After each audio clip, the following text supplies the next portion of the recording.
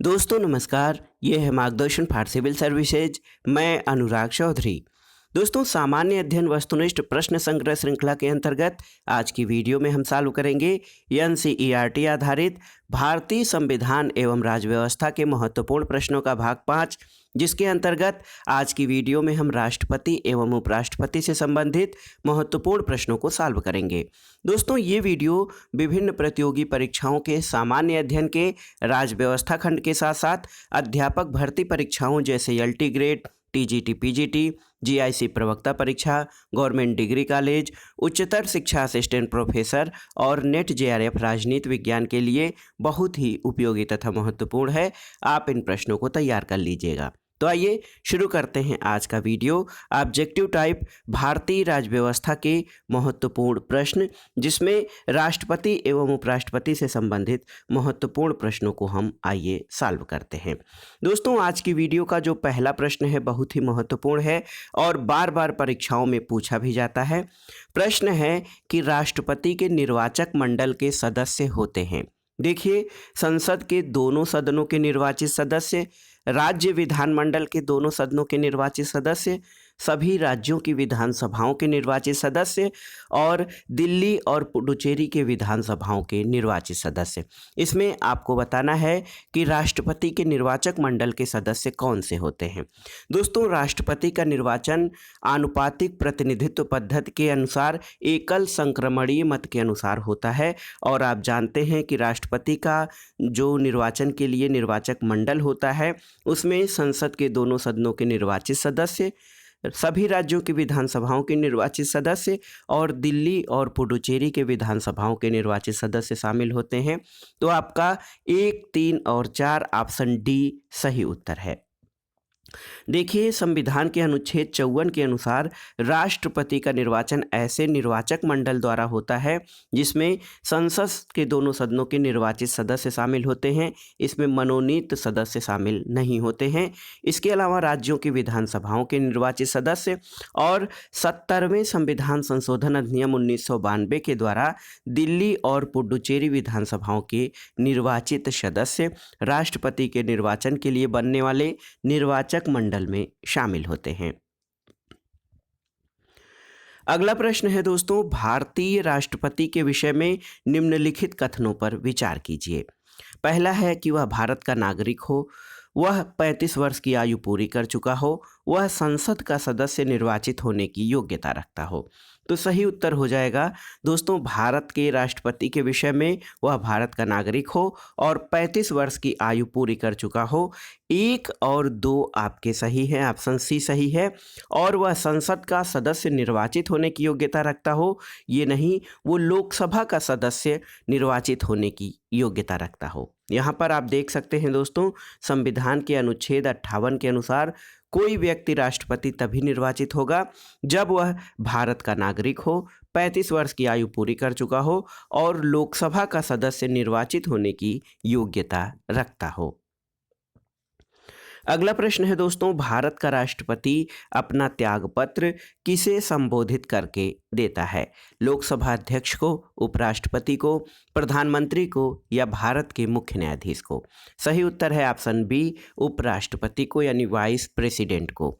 दोस्तों देखिए, भारतीय संविधान के अनुच्छेद 56 1 क के अनुसार राष्ट्रपति जो है उपराष्ट्रपति को संबोधित करके अपने हस्ताक्षर सहित लेख द्वारा अपना पद त्याग करेगा और उपराष्ट्रपति इसकी सूचना तुरंत लोकसभा अध्यक्ष यानी speaker of the house of people को देगा। और संविधान के अनुच्छेद 56 1 के अनुसार राष्ट्रपति अपने पद ग्रहण की तिथि से 5 वर्ष की अवधि तक अपना पद धारण करता है। अगला प्रश्न है दोस्तों, देखिए, भारत के निम्नलिखित राष्ट्रपतियों में कौन ट्रेड यूनियन आंदोलन से संबद्ध रहे हैं? ऑप्शन है वीवी गिरी, डॉक्टर फखरुद्दीन अली अहमद, डॉक्टर जाकिर हुसैन और डॉक्टर के.आर. नारायणन। तो सही उत्तर है ऑप्शन ए, वीवी गिरी। दोस्तों, वीवी गिरी वाराह वेंकट गिरी जो हैं भारत के चौथे राष्ट्रपति थे। इनका कार्यकाल 1969 से 1974 तक था और ये अखिल भारतीय ट्रेड यूनियन कांग्रेस के 2 बार अध्यक्ष रहे थे। डॉक्टर जाकिर हुसैन और डॉक्टर फखरुद्दीन अली अहमद का निधन उनके कार्यकाल में ही हो गया था। तो याद रखिएगा दोस्तों, भारतीय राष्ट्रपतियों में से वीवी गिरी trade union Akhil Bharatiya trade union Congress के अध्यक्ष रहे थे।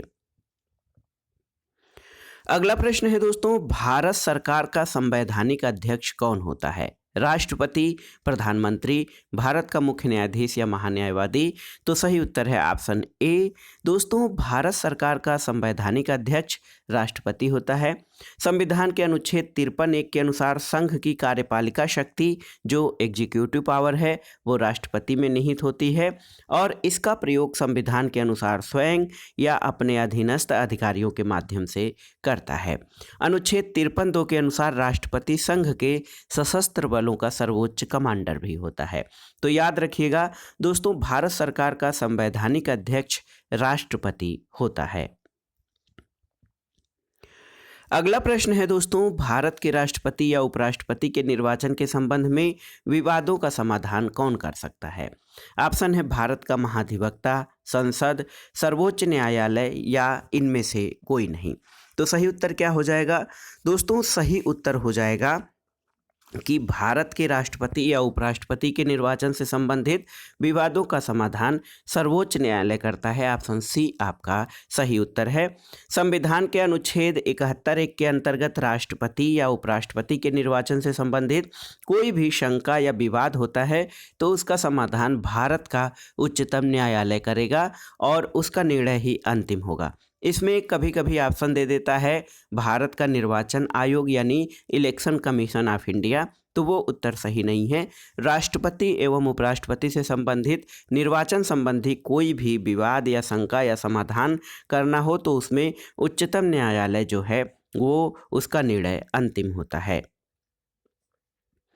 अगला प्रश्न है दोस्तों, केंद्र और राज्यों के मध्य संसाधनों के वितरण के लिए सुझाव देने के लिए राष्ट्रपति द्वारा किस निकाय का गठन किया जाता है?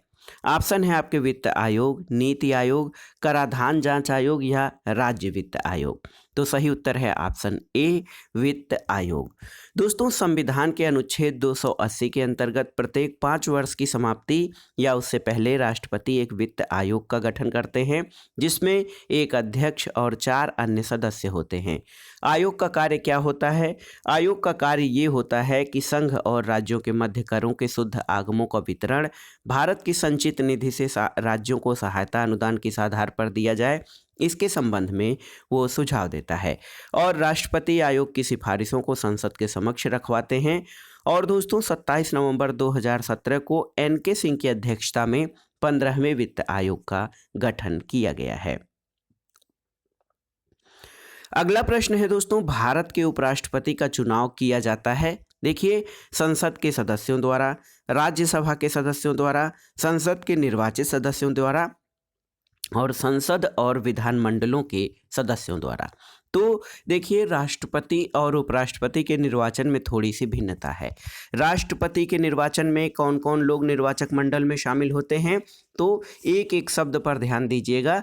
संसद के दोनों सदनों के निर्वाचित सदस्य होते हैं यानी लोकसभा और राज्यसभा के निर्वाचित सदस्य, फिर राज्यों की विधानसभाओं के निर्वाचित सदस्य और दिल्ली और पुडुचेरी की विधानसभाओं के निर्वाचित सदस्य राष्ट्रपति के निर्वाचक मंडल में शामिल होते हैं। जबकि भारत के उपराष्ट्रपति के लिए जो चुनाव किया जाता है उसके निर्वाचक मंडल में संसद के दोनों सदनों के सभी सदस्य यानी इसमें निर्वाचित और मनोनीत दोनों सदस्य शामिल होते हैं और इसमें विधानसभाओं के सदस्य शामिल नहीं होते हैं। ऑप्शन ए आपका सही उत्तर हो जाएगा। दोस्तों, भारत के उपराष्ट्रपति के निर्वाचन के लिए दोस्तों संसद के दोनों सदनों के सभी सदस्यों से एक मिलकर एक निर्वाचक मंडल होता है और इसके द्वारा आनुपातिक प्रतिनिधित्व पद्धति के अनुसार एकल संक्रमणीय मत के आधार पर उपराष्ट्रपति का निर्वाचन किया जाता है।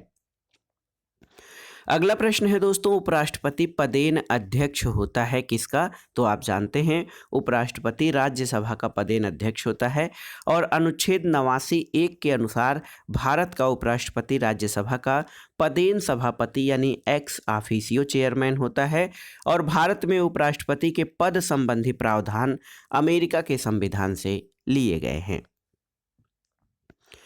अगला प्रश्न है दोस्तों, राष्ट्रपति द्वारा लोकसभा के लिए एंग्लो इंडियन समुदाय के कितने सदस्यों को मनोनीत किया जा सकता था। अब ये प्रश्न है नहीं, क्योंकि मनोनीत किया जा सकता है नहीं है दोस्तों। अब जो है संविधान, आपके लिए एक प्रश्न है कि संविधान के किस संशोधन अधिनियम के अंतर्गत जो एंग्लो इंडियन सदस्यों के मनोनयन की व्यवस्था थी उसको समाप्त किया गया है। ये आपके लिए प्रश्न है, लेटेस्ट संविधान संशोधन है और आप इसका उत्तर कमेंट बॉक्स में बताइएगा।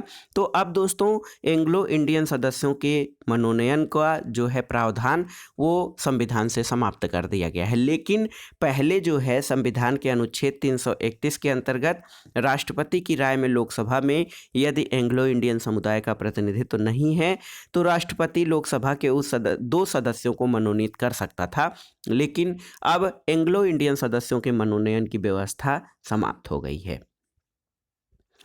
अगला प्रश्न है दोस्तों, भारत के महान्यायवादी की नियुक्ति कौन करता है।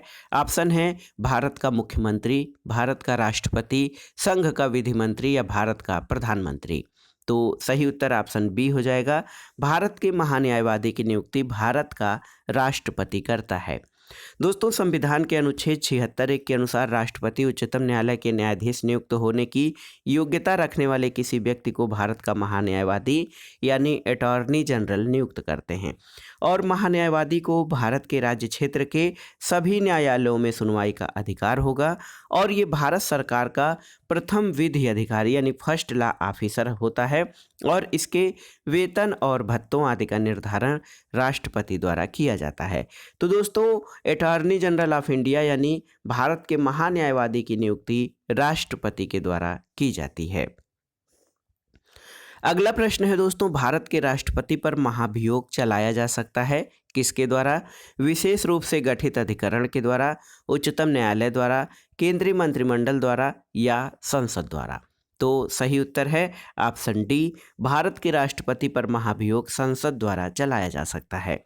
दोस्तों संविधान के अनुच्छेद 61 के अनुसार संविधान के अतिक्रमण यानी वायलेशन ऑफ द कॉन्स्टिट्यूशन के आधार पर महाभियोग, जिसको इंग्लिश में इम्पीचमेंट कहते हैं, ये चलाकर राष्ट्रपति को उसके पद से हटाया जाएगा। दोस्तों महाभियोग का प्रस्ताव संसद के किसी भी सदन में प्रस्तुत किया जा सकता है, लेकिन ऐसा प्रस्ताव लाने से पूर्व कम से कम 14 दिनों की लिखित सूचना राष्ट्रपति को देनी आवश्यक है, और महाभियोग के लिए एक संकल्प प्रस्तुत करना होगा जिस पर उस सदन की कुल सदस्य संख्या के कम से कम 1/4 सदस्यों के हस्ताक्षर हों, और उसे सदन की कुल सदस्य संख्या के कम से कम 2/3 बहुमत से पारित किया गया हो। तो भारत के राष्ट्रपति पर महाभियोग संसद के किसी भी सदन में इसका प्रस्ताव लाया जा सकता है, लेकिन इसकी सूचना 14 दिन पहले राष्ट्रपति को देनी आवश्यक है। अगला प्रश्न है दोस्तों, निम्नलिखित में से किसे भारत के राष्ट्रपति के रूप में निर्विरोध चुना गया था, आपको बताना है। ऑप्शन है, देखिए ऑप्शन है आपके doctor Rajendra Prasad, doctor S Radhakrishnan, doctor N Sanjeeva Reddy और डॉक्टर शंकर दयाल शर्मा। तो आपको बताना है कि किसे भारत के निर्विरोध राष्ट्रपति के रूप में निर्वाचित किया गया था या चुना गया था। तो सही उत्तर है डॉक्टर नीलम संजीव रेड्डी। दोस्तों डॉक्टर नीलम संजीव रेड्डी भारत के एकमात्र निर्विरोध यानी अनअपोज्ड चुने जाने वाले राष्ट्रपति थे। इनका कार्यकाल 1977 से 1982 तक था, और ये भारत के 6वें राष्ट्रपति थे। अगला प्रश्न है दोस्तों, निम्नलिखित में से भारत के वह राष्ट्रपति कौन थे जो 2 बार राष्ट्रपति पद पर रहे। तो आप जानते हैं भारत के प्रथम राष्ट्रपति डॉक्टर राजेंद्र प्रसाद एकमात्र व्यक्ति थे जो राष्ट्रपति पद के लिए 1952 से 1957 और 1957 से 1962 तक 2 बार निर्वाचित हुए थे। तो याद रखिएगा डॉक्टर राजेंद्र प्रसाद भारत के 2 बार राष्ट्रपति रहे थे। अगला प्रश्न है दोस्तों, भारत का राष्ट्रपति किसका एक अभिन्न अंग होता है। संसद, लोकसभा, राज्यसभा और मंत्रिपरिषद। तो सही उत्तर है संसद। ऑप्शन ए आपका सही उत्तर है। दोस्तों, भारत का राष्ट्रपति संसद का अभिन्न अंग है और अनुच्छेद 79 यानी 79 के अनुसार संघ के लिए एक संसद होगी जो राष्ट्रपति और दोनों सदनों से मिलकर बनेगी, जिसके नाम राज्यसभा और लोकसभा होंगे। दोस्तों, राष्ट्रपति संसद का अभिन्न अंग इसलिए है कि संसद द्वारा यानी लोकसभा और राज्यसभा द्वारा पारित कोई भी कानून राष्ट्रपति के अनुमति या हस्ताक्षर के बिना वो कानून नहीं बन सकता है और इसलिए लोकसभा, राज्यसभा और राष्ट्रपति को मिलाकर संसद का निर्माण होता है। अगला प्रश्न है दोस्तों, 2 पूर्ण अवधियों के लिए भारत के उपराष्ट्रपति यानी वाइस प्रेसिडेंट कौन थे? तो सही उत्तर आप जानते हैं, भारत के उपराष्ट्रपति डॉक्टर एस राधाकृष्णन। देखिए, डॉक्टर एस राधाकृष्णन 2 पूर्ण अवधियों के लिए 1952 से 1957 और 1957 से 1962 तक भारत के उपराष्ट्रपति थे। वे 1962 से 1967 तक भारत के राष्ट्रपति भी रहे थे। 1949 से 1952 तक सोवियत रूस में भारत के राजदूत भी थे और वर्ष 1952 में भारत के प्रथम उपराष्ट्रपति बने। 1954 में उन्हें भारत रत्न से सम्मानित किया गया था। तो दोस्तों, 2 पूर्ण अवधियों के लिए भारत के उपराष्ट्रपति डॉक्टर सर्वपल्ली राधाकृष्णन को चुना गया था। अगला प्रश्न है, राष्ट्रपति द्वारा संसद के दोनों सदनों के लिए कुल कितने सदस्यों को मनोनीत किया जा सकता है? देखिए, 16 सदस्यों को, 10 सदस्यों को, 12 सदस्यों को या 14 सदस्यों को? तो सही उत्तर देखिए, 12 सदस्यों को मनोनीत किया जा सकता है। और लेकिन यहाँ पर पूछा गया है संसद के दोनों सदनों के लिए कुल कितने सदस्यों को मनोनीत किया जा सकता है। तो आप जानते हैं कि राष्ट्रपति द्वारा 2 एंग्लो इंडियन जो सदस्य होते हैं इनको लोकसभा के लिए और 12 सदस्यों को राज्यसभा के लिए जो साहित्य, कला, विज्ञान के क्षेत्र में जो मूलभूत योगदान या विशेष योगदान देते हैं उनको चुना जा सकता है। लेकिन अब वर्तमान में 2 एंग्लो इंडियन सदस्यों के मनोनयन की व्यवस्था समाप्त कर दी गई है, तो इस हिसाब से केवल 12 सदस्यों को, देखिए दोस्तों, राज्यसभा के लिए राष्ट्रपति 12 सदस्यों को मनोनीत करता है जो साहित्य, कला, विज्ञान, समाज सेवा के क्षेत्र में विशेष ज्ञान या अनुभव रखते हों। तो बहुत ही महत्वपूर्ण है, भारतीय संविधान के अनुच्छेद 83 के अनुसार राष्ट्रपति राज्यसभा के लिए 12 सदस्यों को मनोनीत करते हैं। और आपकी जानकारी के लिए मैंने बता भी दिया है कि अब लोकसभा में एंग्लो इंडियन सदस्यों के मनोनयन की व्यवस्था समाप्त हो चुकी है। अगला प्रश्न है दोस्तों, भारतीय संविधान के अनुसार केंद्रीय मंत्री किसकी इच्छा पर अपने पद पर बना रह सकता है? ऑप्शन है भारत के राष्ट्रपति, भारत के प्रधानमंत्री, संसद या सर्वोच्च न्यायालय। तो सही उत्तर है ऑप्शन ए। दोस्तों, भारतीय संविधान के अनुच्छेद 75(1) के अनुसार प्रधानमंत्री की नियुक्ति राष्ट्रपति करता है और अन्य मंत्रियों की नियुक्ति राष्ट्रपति प्रधानमंत्री की सलाह पर करते हैं। अनुच्छेद 75(2) के अनुसार संघ के मंत्री राष्ट्रपति के प्रसाद पर्यंत अपना पद धारण करते हैं, यानी राष्ट्रपति जब तक चाहे कोई केंद्रीय मंत्री अपने पद पर बना रह सकता है, बशर्ते वह संसद के किसी भी एक सदन का सदस्य हो, अन्यथा 6 माह से अधिक दिनों तक वह मंत्री नहीं रह सकता है। अगला प्रश्न बहुत ही महत्वपूर्ण है दोस्तों, भारत के राष्ट्रपति के पद के लिए निर्वाचन का आयोजन निम्नलिखित में से कौन करता है? देखिए, भारत का उपराष्ट्रपति, भारत का निर्वाचन आयोग, भारत के मुख्य न्यायमूर्ति या भारत के अटॉर्नी जनरल। तो सही उत्तर है, भारत के राष्ट्रपति पद के लिए निर्वाचन का आयोजन भारत का निर्वाचन आयोग करता है। दोस्तों, संविधान के अनुच्छेद 324(1) के अनुसार राष्ट्रपति और उपराष्ट्रपति के पदों और संसद और प्रत्येक राज्य विधानमंडल के लिए निर्वाचनों का आयोजन भारत के निर्वाचन आयोग के द्वारा किया जाता है। तो याद रखिएगा, अनुच्छेद 324(1) के तहत राष्ट्रपति, उपराष्ट्रपति, संसद और राज्य विधानमंडल के लिए जो निर्वाचन होते हैं उनका आयोजन इलेक्शन कमीशन ऑफ इंडिया द्वारा किया जाता है। अगला प्रश्न और इस प्रैक्टिस सेट का आखिरी प्रश्न है दोस्तों, राष्ट्रपति का अध्यादेश कितनी अवधि के लिए लागू होता है? ऑप्शन है 3 माह, 6 माह, 9 माह या अनिश्चितकाल के लिए। तो आप जानते हैं दोस्तों, अनु जो है राष्ट्रपति को ऑर्डिनेंस या अध्यादेश जारी करने की शक्ति अनुच्छेद 123 के द्वारा प्रदान की गई है और ये 6 माह तक अस्तित्व में रहता है। देखिए दोस्तों, अध्यादेश जो है राष्ट्रपति शक्ति का प्रयोग उस समय करता है जब संसद का कोई एक सदन अथवा दोनों सदन सत्र में न हो और राष्ट्रपति को ऐसा विश्वास हो जाता है कि ऐसी परिस्थितियां विद्यमान हैं जिसमें तुरंत कार्रवाई करना आवश्यक हो गया है, तो राष्ट्रपति अध्यादेश जारी कर सकता है। राष्ट्रपति द्वारा जारी अध्यादेश 6 माह के लिए लागू होता है, लेकिन संसद के सत्र प्रारंभ होने के 6 सप्ताह के अंदर यदि अध्यादेश को स्वीकार करने वाला प्रस्ताव पारित हो जाता है तो वह अधिनियम बन जाता है। तो बहुत ही महत्वपूर्ण है दोस्तों, राष्ट्रपति का अध्यादेश जो है वो 6 माह के लिए लागू रहता है। तो ये था आज का प्रैक्टिस सेट, जिसमें आपने राष्ट्रपति एवं उपराष्ट्रपति से संबंधित महत्वपूर्ण प्रश्नों को सॉल्व किया। ये प्रश्न आपके आगामी परीक्षाओं के लिए बहुत ही उपयोगी तथा महत्वपूर्ण हैं। दोस्तों, वीडियो आपको कैसा लगा हमें कमेंट बॉक्स में ज़रूर बताइएगा। इसके अलावा वीडियो के दौरान आपसे एक प्रश्न पूछा गया है, उसका उत्तर आपको कमेंट बॉक्स में देना है। वीडियो देखने के लिए धन्यवाद दोस्तों। वीडियो को लाइक करें, शेयर करें और इस चैनल मार्गदर्शन फॉर सिविल सर्विसेज को सब्सक्राइब करें। नमस्कार, धन्यवाद।